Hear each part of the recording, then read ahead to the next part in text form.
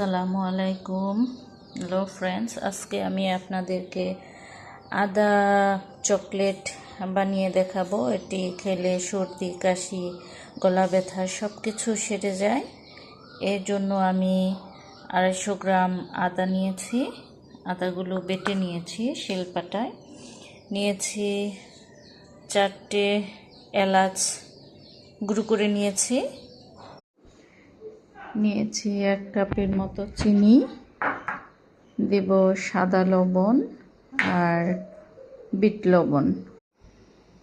এক এক করে আমি সমস্ত উপকরণ দিয়ে দেব। আদা দিলাম, দিয়ে দেব চিনি,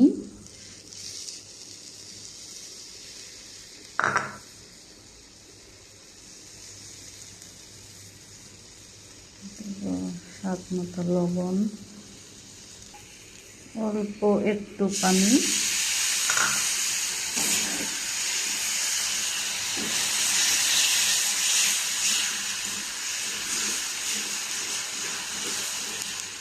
থালিতে একটু হালকা তেল দিয়ে নিয়েছি, সাদা তেল। আমার প্রায় হয়ে আসছে। এখন এটাকে আমি থালিতে ঢেলে নেব। তৈরি হয়ে গেল আমার আদার চকলেট।